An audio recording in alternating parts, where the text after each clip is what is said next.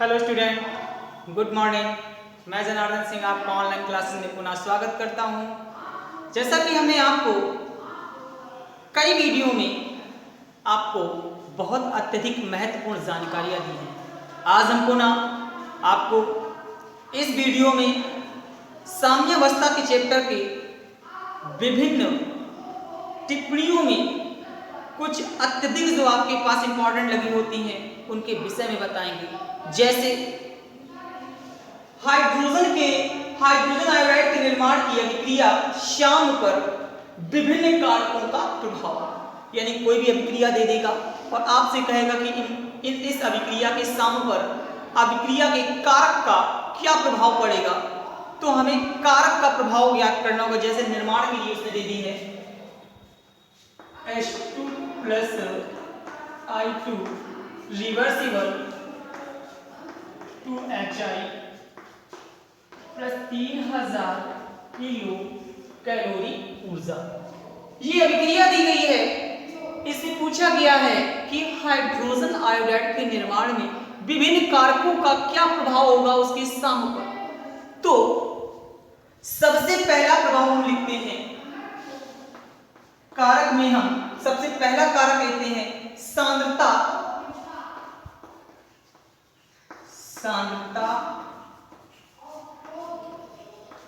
परिवर्तन का प्रभाव, यानी पहला कारक है हमारे पास सांद्रता परिवर्तन का प्रभाव।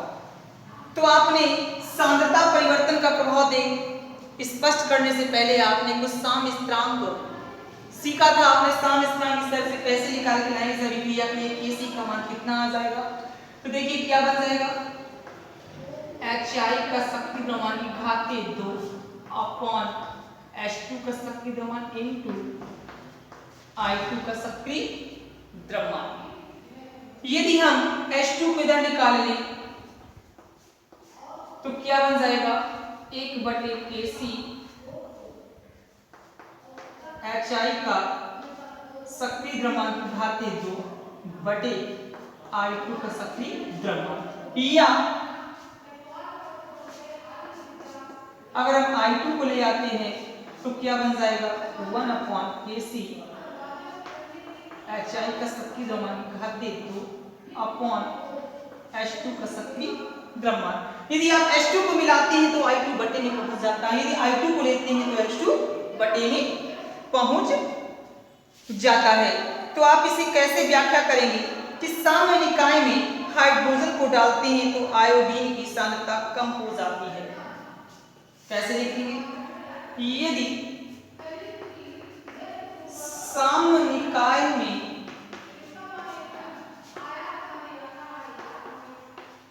हाइड्रोजन को डालते हैं तो आयोडीन की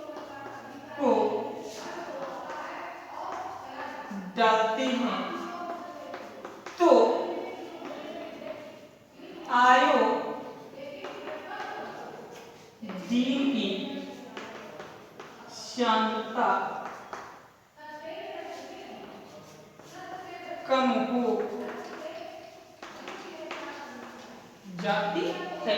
यदि साम्य निकाय में हाइड्रोजन को डालते हैं तो आयोडीन की सांद्रता कम हो जाती है और साम अग्र दिशा में विस्थापित हो जाता है। फिर से समझ लीजिएगा, आपने सर्वप्रथम H2 का रिवर्सिबल अपनी अभिक्रिया लिखी, इसे सांद्रता परिवर्तन का प्रभाव आपको बताना है।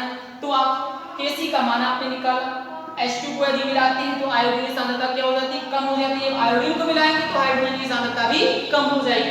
तो इस प्रकार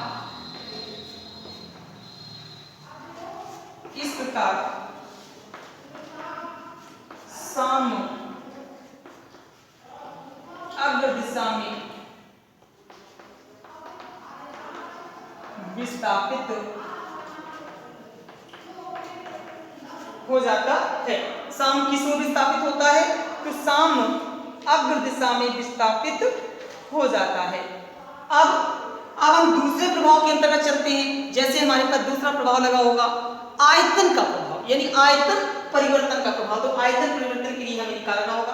तो चलिए इसे हम हटा देते हैं। आयतन परिवर्तन के लिए समझना होगा हमारे पास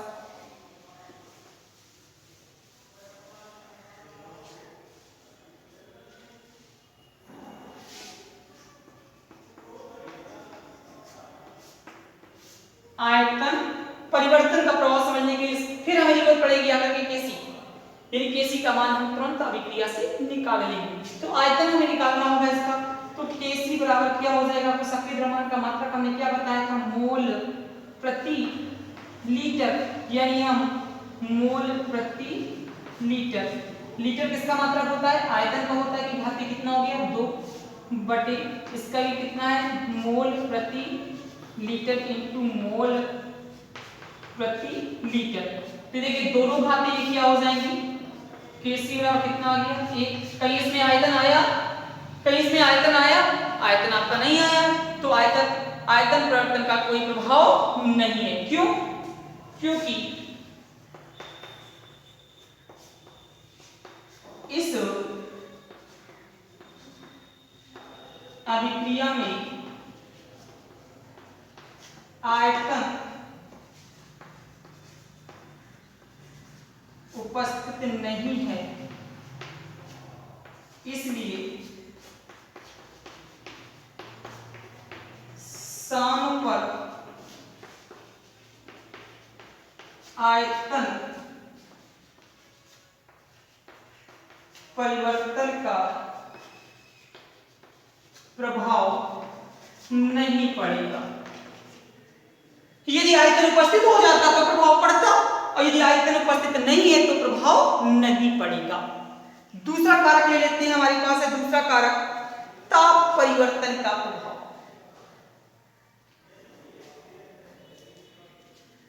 ताप परिवर्तन का प्रभाव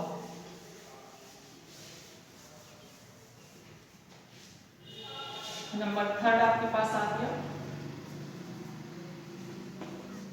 ताप परिवर्तन का प्रभाव, यानी इस अभिक्रिया में ताप परिवर्तन का क्या प्रभाव पड़ेगा।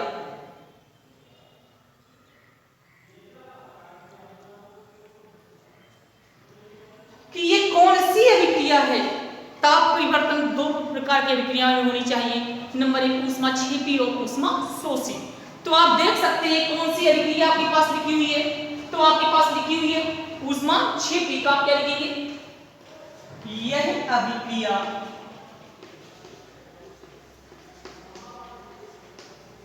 ऊष्माक्षेपी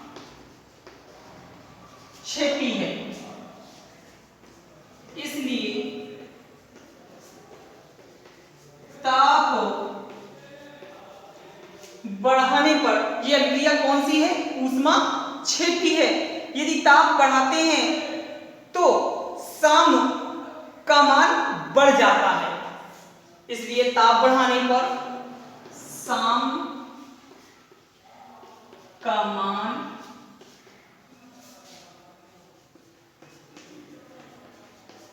बढ़ जाता है, और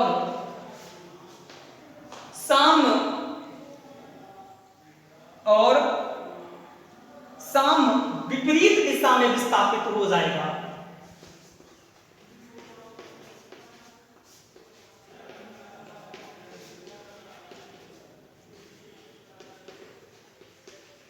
विस्थापित हो जाता है। ये अभिक्रिया कौन सी है, ऊष्माक्षेपी अभिक्रिया है, इसलिए ताप बढ़ाने पर साम का मान क्या हो जाता है, बढ़ जाता है, और साम विपरीत दिशा में विस्थापित हो जाता है। इस प्रकार आपने ताप परिवर्तन का भी प्रभाव सीख लिया। अब आ जाते हैं उत्प्रेरक का प्रभाव, यानी उत्प्रेरक का प्रभाव। तो चलिए उत्प्रेरक का भी प्रभाव देख लेते हैं।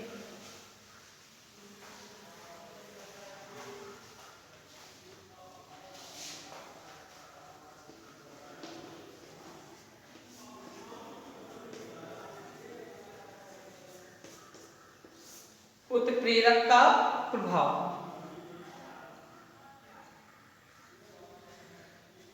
ये अभिक्रिया है कौन सी, उत्क्रमणीय अभिक्रिया है। उत्क्रमणीय अभिक्रिया में उत्प्रेरक का कोई प्रभाव नहीं पड़ता। तो आप क्या लिखेंगे,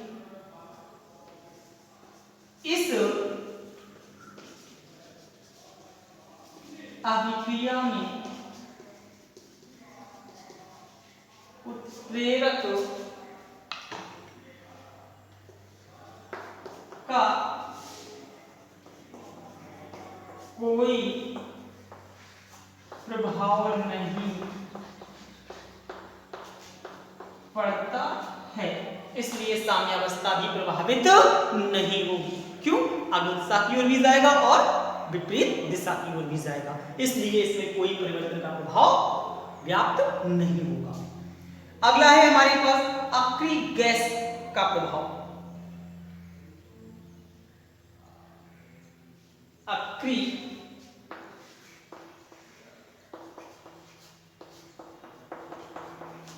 गैस का प्रभाव। अक्रिय गैस का प्रभाव क्या पड़ेगा? तो अक्रिय गैस है वो कैसे से रिएक्शन तो करेगी नहीं, जब रिएक्शंस नहीं करेगी तो साम पर कोई प्रभाव नहीं पड़ेगा। तो क्या लिखेंगे आप? इस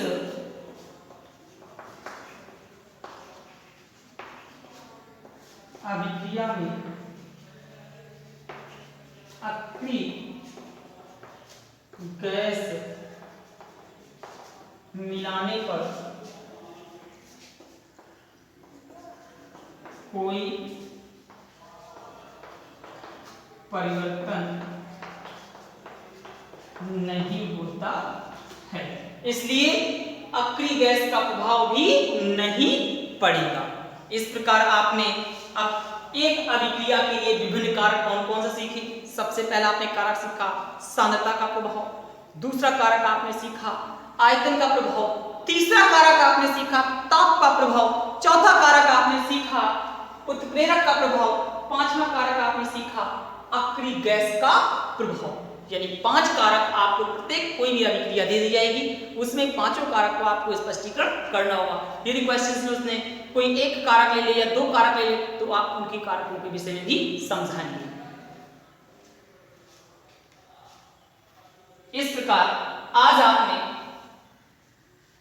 एक अभिक्रिया के लिए विभिन्न कारकों के निर्माण के विषय में समझा।